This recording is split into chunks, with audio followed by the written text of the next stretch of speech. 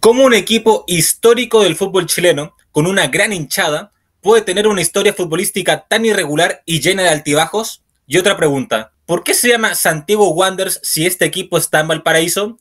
Pues ven, y averígualo en Punto Cero. Wanderers es un equipo con historia en el fútbol chileno. Y diciendo eso, no estoy inventando nada nuevo. Fundado en 1892, es decir, actualmente tiene 130 años, es el club deportivo vigente con mayor antigüedad de Chile, por lo que se le conoce como el decano del fútbol chileno. Además, fue nombrado como Patrimonio Intangible de Valparaíso, como una manera de ratificar de forma oficial el vínculo cultural que posee con la ciudad del puerto. Mucho se discute sobre el cuarto grande del fútbol chileno. Algunos dicen Cobreloa, otros Unión Española, pero si se habla de hinchas, Santiago Wanderers es el cuarto equipo con más hinchas en todo Chile, lo cual demuestra el gran arrastre de gente que tiene este equipo. Ahora bien, ya sabemos que Wanderers es muy querido en Valparaíso, pero ¿por qué se llama Santiago Wanderers? Hay dos teorías sobre este nombre y en ninguna se tiene total certeza, ya que estamos hablando de cosas que pasaron hace más de 100 años. Pero la primera teoría dice que los fundadores decidieron anteponer el nombre de Santiago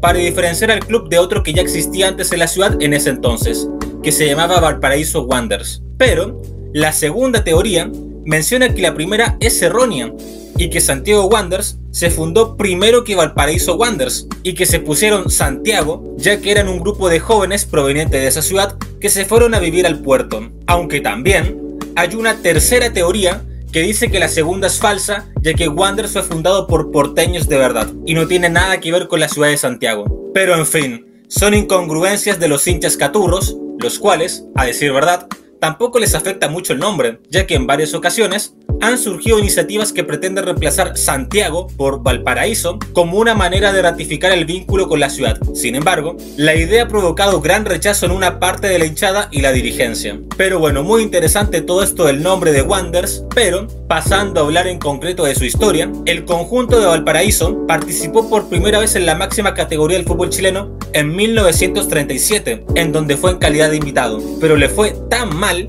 que sus estadísticas no fueron consideradas al final del campeonato y además, debido también a problemas económicos, el club decidió retirarse de la primera división y volver a su liga regional de Valparaíso. Desde 1940 hasta 1945, en Chile se podría decir que existieron dos ligas profesionales de fútbol, la Central, con sede en Santiago, y la nueva competencia creada justamente en 1940, con sede en Valparaíso, en donde Wanderers fue uno de los fundadores de dicha competición tras no poder jugar en la primera división de Santiago. En aquella Liga de Valparaíso, Wanderers obtendría su único bicampeonato de la historia al ganar en 1941 y 1942. Y estos títulos los menciono ya que hasta hace muy poco la NFP ratificó como oficiales los campeonatos de esta liga profesional. A partir de la década de los 50, todo este lío de los dos campeonatos paralelos desaparece.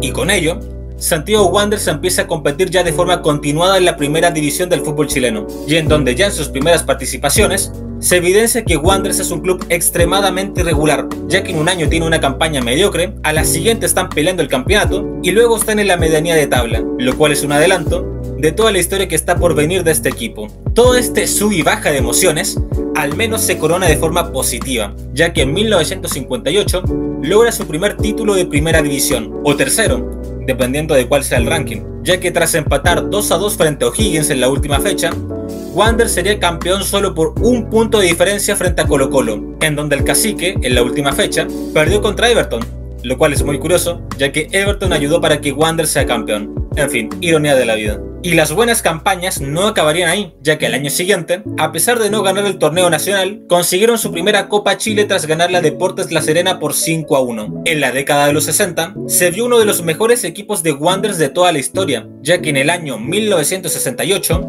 el conjunto de Valparaíso armaría un equipo soñado, que con el paso del tiempo sería apodado como los Panzers, el cual sería campeón en una gran campaña, en donde en su fase final consiguieron 25 puntos y la Universidad de Chile y la Católica terminaron con 24 unidades. Con este épico campeonato de liga, Wanderers se clasificaría para jugar su primera Copa Libertadores en 1969, en donde llegarían a cuarto de final, y su delantero, Alberto Ferrero, sería el máximo goleador de aquella edición con 9 goles. Todo lo bueno de la década de los 60 se opaca con lo pésima y oscura que fue su década de los 70, porque así es la vida de Wanderers. En esta época, el club entró en una severa crisis tanto institucional como deportiva, en donde ya a principios de la década, el club terminó penúltimo, salvándose por 2 puntos del descenso, y luego de años de malas campañas y de no poder arreglar sus problemas económicos, finalmente Wanderers firma su primer descenso en 1977, luego de estar 34 años seguidos en primera división. Pero ustedes saben cómo es Wanderers,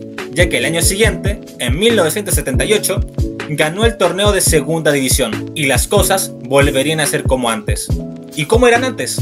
Pues extremadamente irregulares, ya que en 1980 volverían a subir, en el 81 volverían a bajar, en el 82 el club asciende por secretaría, ya que la NFP consideró que tener a Santiago Wanderers en primera división es conveniente, ya que mucha gente va al estadio a ver sus partidos, pero la verdad, ese ascenso por secretaría les duraría muy poco, ya que en 1984 desciende de nuevo. Y en 1989 otra vez asciende, en donde ya esto no puede catalogarse como irregular, esto es derechamente ser un equipo ascensor. Los años 90 básicamente son lo mismo de siempre, ascensos y descensos, y no hay nada concreto relevante que decir. Pero al pasar al siglo XXI, las esperanzas y la fuerza porteña de Wanderers se renovaron, ya que en 2001 lograron su último título de primera división, con figuras como Moisés Villarroel, Silvio Fernández, Arturo Sangüesa, Joel Soto y Jaime Riveros, y dirigidos por Jorge García, en donde Wanderers, en 30 partidos jugados, consiguió 66 puntos, lo cual fue suficiente para derrotar a su más cercano perseguidor, que fue la Católica, con 60 unidades. Este título lo llevó a jugar la Copa Libertadores en 2002, en donde, a pesar de no pasar de fase de grupos, se recuerda con cariño en Valparaíso el triunfo de 1-0 frente a Boca Juniors.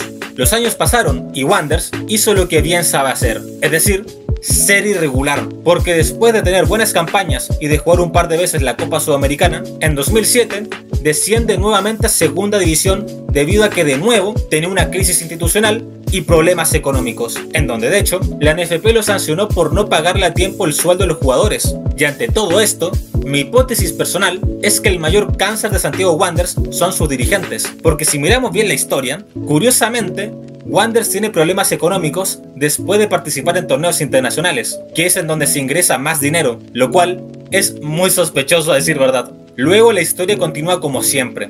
En 2009 vuelven a ascender.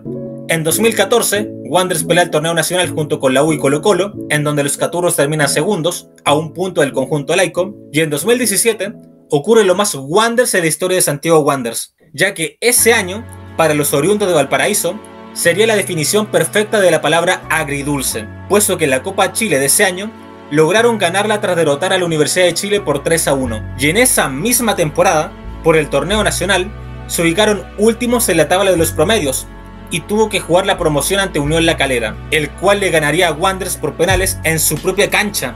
Insólito fue todo este año para los caturros, irregular de principio a fin, en donde se convirtió en el primer club chileno a jugar Copa Libertadores estando en segunda división, lo cual sería un extraño premio de consuelo, la verdad.